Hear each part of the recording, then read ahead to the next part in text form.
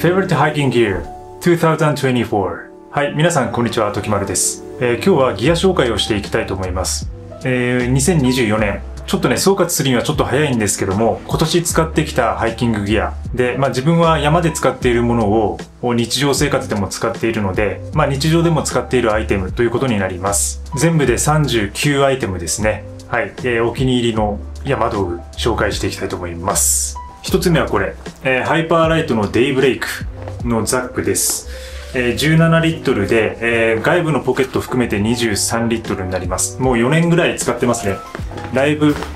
ユーズド感が出てきてこんな感じになっている。で、ダイニーマっていう素材で作られていて、防水でもあるので、雨も大丈夫です。で、結構しっかりとしたベルトがついている。で、中はこんな感じになっていて、PC のスリーブが入っていたりとか、あと小物を入れるようなこのジッパーのポケットがあります。作りはすごくシンプルで異質になっている感じ。で、基本的に生活用品、自分の持ち物55個を全てここに入れて生活をしていたりとか、あとはこれはデイハイクとか、あと1泊2日とか、そういう感じだったり、日常的な旅行ですね。旅行でも使います。まだまだ現役でね、すごく軽くて丈夫で大好きなバッグですね。ハイパーライトのコントゥ35。35リットルのバックパックになります。これは今年導入したもので、同じくハイパーライトの第2マ素材で作られているバッグです。ものすごく軽くて、で、ポケットとか、割とこの辺が拡張されていて、結構ペットボトルが入ったりとか、いろんなギミックがあるザックですね。こういう風に、ドリンクホルダーじゃないんですけど、ショルダーポケットみたいなものがついていて、ここにスマートフォンとか、小物とかコード色を収納することができます。そしてこの底面にもポケットがついていて、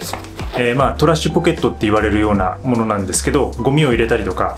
コード色を入れたりとか、いちいちザックを下ろさなくても歩き続けることができるっていう風なコンセプトで作られています。これもね、中はこういう風に異質になっていて、ものすごくシンプル。で、500g 重さがないので、いわゆるフレームレスのウルトラライトなパックですね。1泊以上になる参考とか、あとは山で泊まったりとか、テント泊したりするときは基本的にこっちのバックパックを使っています。ということで現在は、デイブレイクとこのコントゥアの2つ持ち、2台持ちって感じになっていますね。続いてテントです。ハイパーライトのミッドワン。同じくハイパーライトのモデルなんですけど、完全に一人用のシェルターになっています。で、これも軽くて、500g ありません。で、ちょっとね、第2マ素材なんで割とこういう風にかさばりはするんですけど、基本的に丈夫で防水性があってっていう感じです。ただちょっと結露がしやすいっていう弱点があったりはするんですけど、ものすごくその広さとか耐久性とかデザインとか満足しています。中にいわゆるメッシュと一体型になっているシェルターなので、夏とかね、割とそういう虫が多い環境とかでも対応できるようなものになっていて、風抜けとか風通しはものすごくいいですね。設営が簡単なのも好きです。続いてハイパーライトのシュラフです。キルトタイプになりますね。キルトです。このような感じで、後ろがざっくり開いてるような。で、ここを閉められて、スリーピングパッドに取り付けられるようになっている。下肢40度までの対応なので、摂氏で言うと4度ですね。セブンデニールナイロンが使われていて、フィルパワーは1000です。で、割とコンパクトで軽い割には、暖かいっていう感じのキルトになってます。コンフォート4度って感じです。で、この間0度ぐらいまでギリギリこれでいけたんですけど、ちょっと0度を下回ると厳しいかなって感じですね。ただ品質が高くて、すごく肌触りが良くて気に入ってます。で、キルトなので割とこういう風に膝掛けで使ったりとか、こういう風に巻いて使ったりとか、いろんな使い方ができるのも、多用途に使えて、ミニマリズムなアイテムだなと思いますね。シュラフにはスリーピングバッグインナーを使っています。ネイチャーハイクのものですね。今ちょっとスタッフ作別のものに使ってるんですけど、これくらいコンパクトになって、これを使うことによって、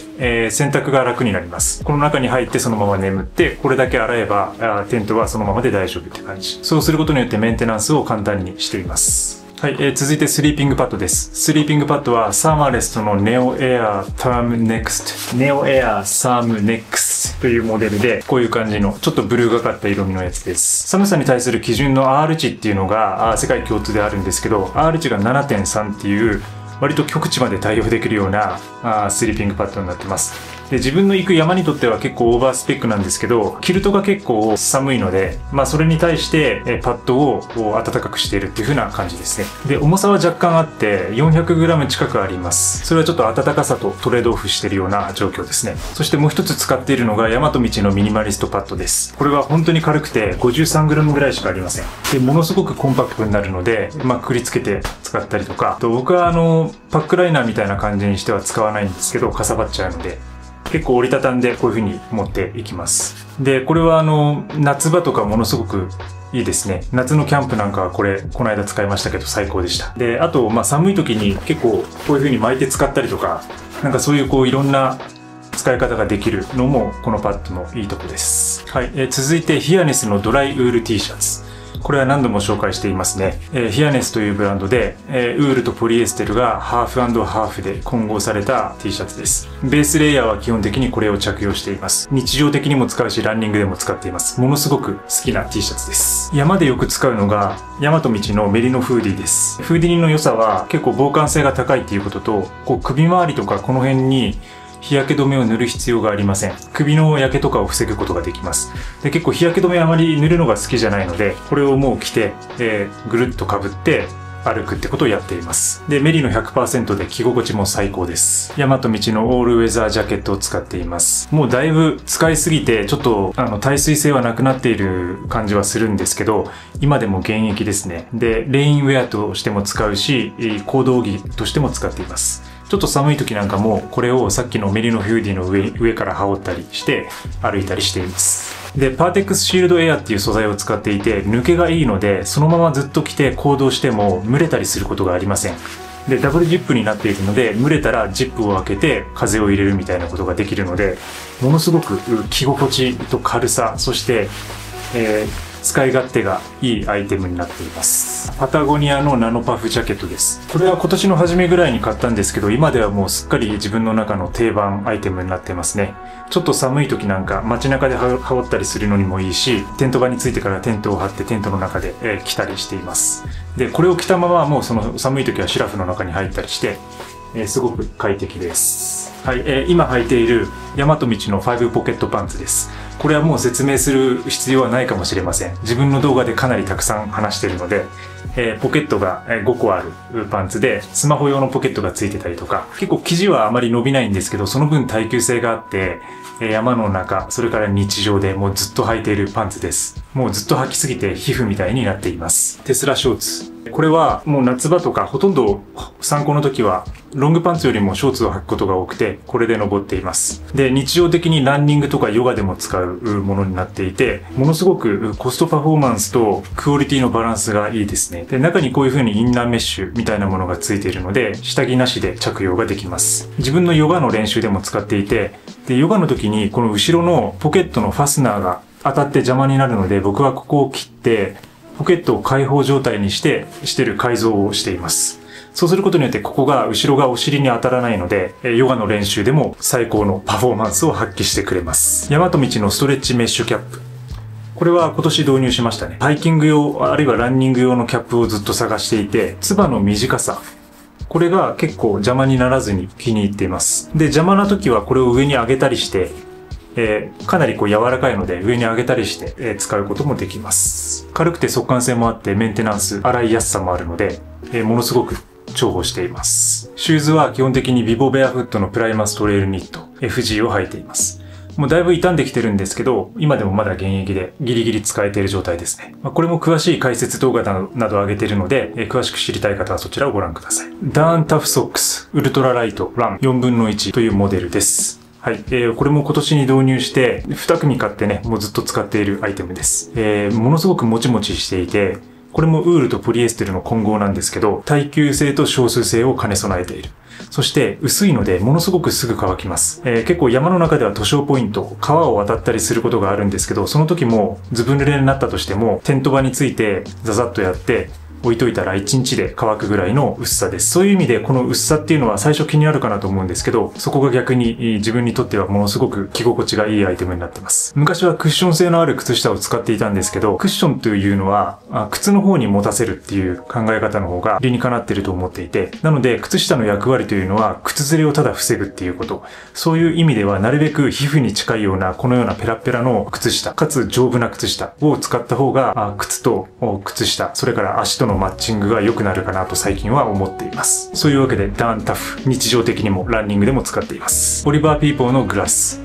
自分が使っているこのメガネです。超光レンズになっていて、紫外線を浴びると暗くなります。サングラスの状態になります。なので、度も入ってるんですけど、一石二鳥で日常的に使いながら、メガネとサングラスの役割を兼ねている、多目的に使えているアイテムです。そうすることによって私はサングラスを持っていません。このメガネ一つでアウトドアのアクティビティもやりながら日常生活もやっています。シックスムーンデザインのシルバーシャドウ UL アンブレラ。これは傘ですね。重さが 250g ぐらいで、かなり軽量の傘になっています。長さがちょうど良くて、コンパクトな傘にはなっているんですけど、日傘、そして雨傘、両方いけます。だから私はこの傘だけを使って、日常でもこれを使うし、山の中でも雨が降りそうなシチュエーションの時は、バックパックに挿してこれを持っていきます。意外とレインウェアだけで防御するよりも、山の中で傘を使った方がいい場面もあるので、全然濡れずに快適に歩くことができるので、なかなか重宝しています。ソーヤミニです。浄水器ですね。水場がないようなとことか、水を取るのが厳しいようなとこ、あるいは普通の水道水をこれで浄水したりして飲んでいます。災害の時も使えるアイテムなので、ものすごく重宝するアイテムだと思います。テント泊だけじゃなくてデイハイクでも必ず持っていくアイテムですね。これを使うことによって、自分が背負う水の量を減らすことができる。現地で調達ができるので、軽量化にも役立っています。ペツルのヘッドランプ、ビンディというモデルです。これも今年導入したもので、かなり軽量でコンパクト。しかし、光量はなかなかあるっていう感じです。で、紫外線、赤外線か、赤いライトもついたりとかして、結構ゴムバンドで簡単に留められるので、コンパクトで軽くて、ミニマルなアイテムです。これも災害時なんかも使えるので、一つはね、持っていていいアイテムかなと思います。プリムスのフェムトストーブ2。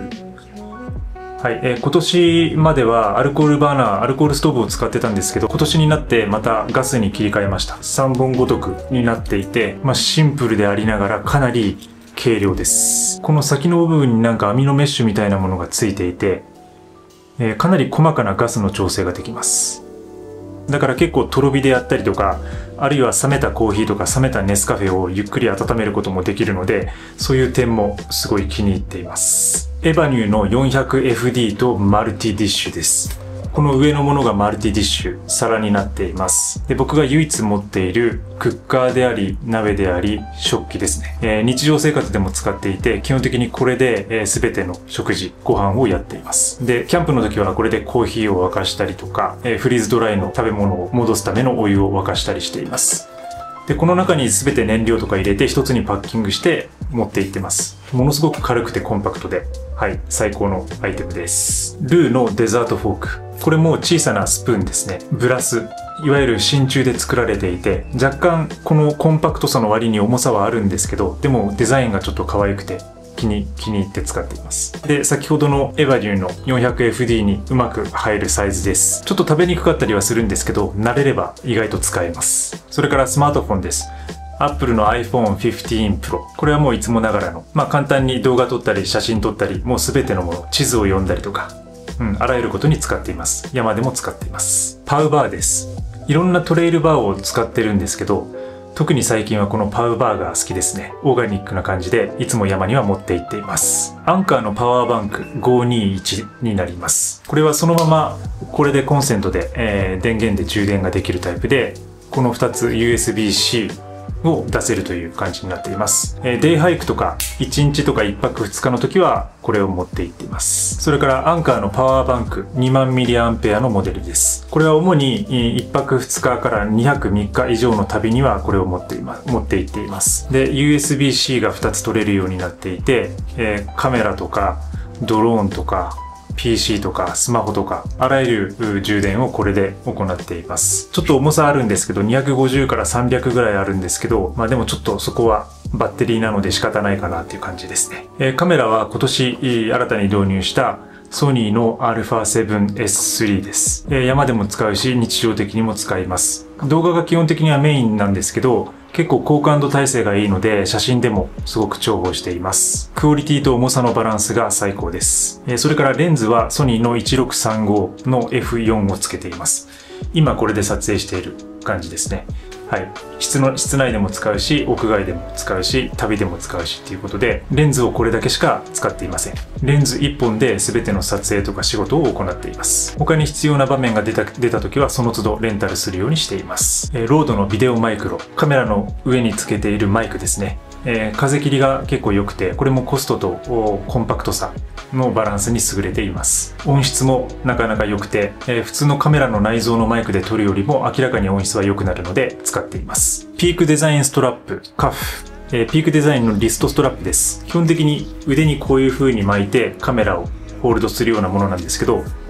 僕はハイキングに行く時に結構カメラとか三脚をたくさん持ってるので、カメラをぶら下げずにここにですねベルトに固定してここからカメラを下げるように使っています。いろんなものがあるんですけど、やっぱり耐久性とかその耐重量性、そういうものが良くて、すごいデザインもシンプルでミニマルで気に入っています。Zitzo のミニトラベラ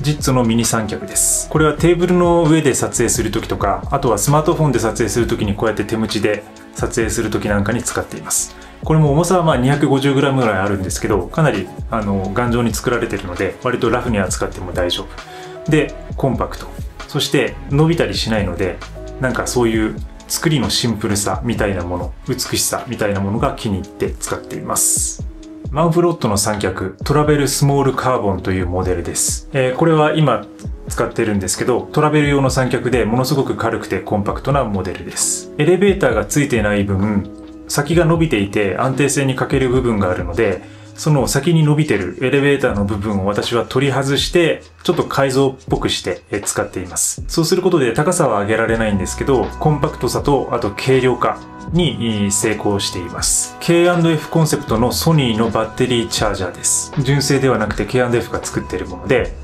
ソニーの Z バッテリーを2つですね、充電することができます。一気に2本充電することができるので、すごく楽で早いです。そして結構重さも軽いので、割とこれも旅には持って行ったりしています。ドローン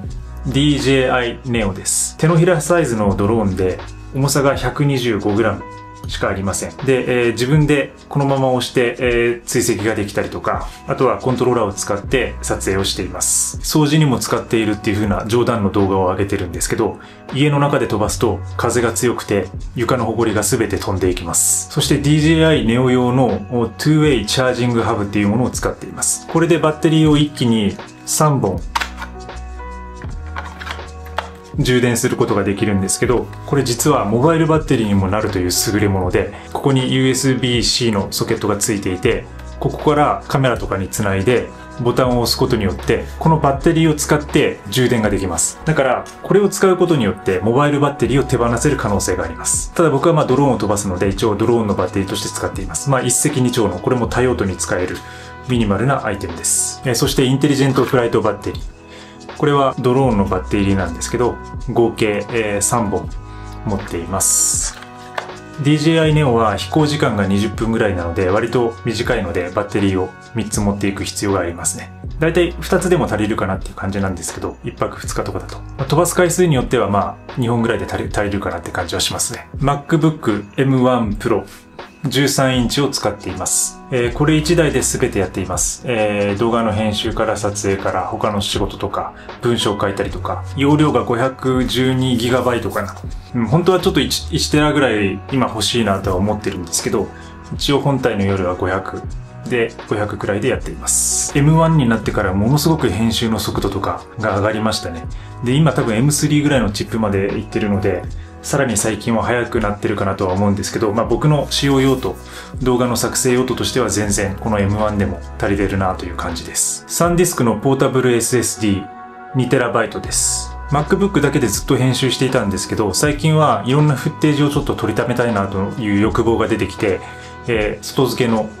ソリッドステートドライブ使っています。で、ものすごく軽くてコンパクトですね。やっぱりこれで2テラ入ってるっていう感じなので、これ一つでもうこの中で